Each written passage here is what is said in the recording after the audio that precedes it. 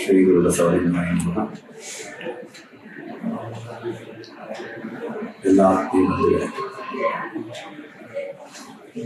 ಆರೋಗ್ಯ ಸರಣಿಯ ಕೃಷ್ಣಮೂರ್ತಿಯವರ ಸಾರಥ್ಯದಲ್ಲಿ ನೂತನವಾಗಿ ವೀಣ ನಿನಾದ ಅನ್ನೋ ಯೂಟ್ಯೂಬ್ ಚಾನಲನ್ನು ಪ್ರಾರಂಭ ಮಾಡ್ತಾ ಇದ್ದಾರೆ. ಅದಕ್ಕೆ ಶುಭವನ್ನು ಕೋರ್ತಾ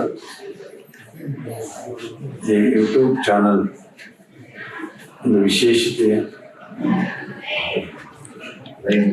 ಅದರಲ್ಲಿ ಕೂಡ ಯಾವುದೇ ಲೌಕಿಕ ವಿಚಾರಗಳಿಗೆ ಹೊರಪಡದೆ ಆಧ್ಯಾತ್ಮಿಕ ಧಾರ್ಮಿಕ ವಿಚಾರಗಳ ಮೂಲಕ ಲೌಕಿಕ ಬದುಕನ್ನು ಹಾಸನ ಮಾಡುವಂತಹ ಕಾರ್ಯಕ್ಕೆ ಇದು ಮೀಸಲಾಗಿರುವಂತಹ ಒಂದು ಚಾನಲ್.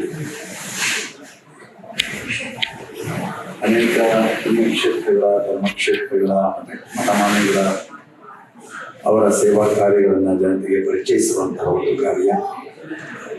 ನಮ್ಮ ಭಾರತೀಯ ಮಹಾಕಾವ್ಯ ಎನಿಸಿದ ಮಹಾಭಾರತದ ಮತ್ತು ಹಲವಾರು ವಿಚಾರಗಳನ್ನು, ಮಾನವೀಯ ಮೌಲ್ಯಗಳ ವಿಚಾರಗಳನ್ನು, ಮನುಷ್ಯನ ಬದುಕಿಗೆ ಬೇಕಾಗಿರುವಂತಹ ಅನೇಕ ತತ್ವಾತ್ಮಕ ವಿಚಾರಗಳನ್ನು ಪರಿಚಯಿಸುವಂತಹ ಒಂದು ಮಹತ್ತರವಾದ ಕಾರ್ಯ.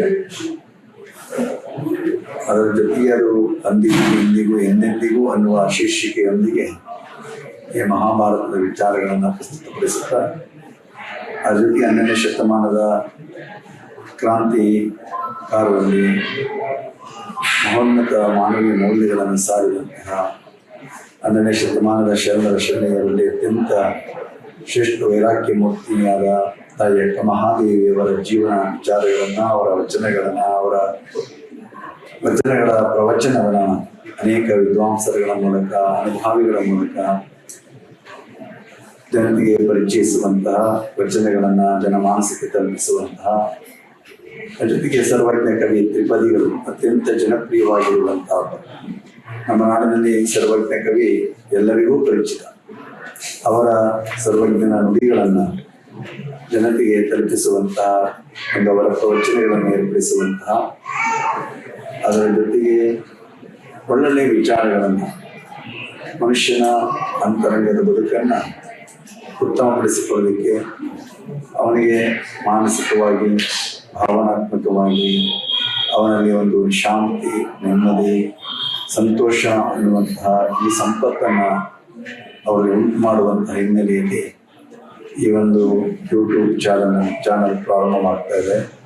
ಇದಕ್ಕೆ ವೇಣ ನಿನಾದ ಅನ್ನೋ ಹೆಸರನ್ನು ಕೊಟ್ಟು ಇದಕ್ಕೆ ವಿಶೇಷವಾಗಿ ಧಾರ್ಮಿಕ, ಆಧ್ಯಾತ್ಮಿಕ, ತಾತ್ವಿಕ, ನೈತಿಕ ಮೌಲ್ಯಗಳ ಒಂದು ವಿಚಾರಗಳನ್ನು ಮಾತ್ರ ಜನತೆಗೆ ಪರಿಚಯಿಸುವ ಕೆಲಸವನ್ನು ವಿಶೇಷವಾಗಿ ಈ ಒಂದು ಯೂಟ್ಯೂಬ್ ಚಾನಲ್ ಮೂಲಕ ಮಾಡ್ತಾ ಇದ್ದಾರೆ ನಮ್ಮ ಕೃಷ್ಣಮೂರ್ತಿಯವರು.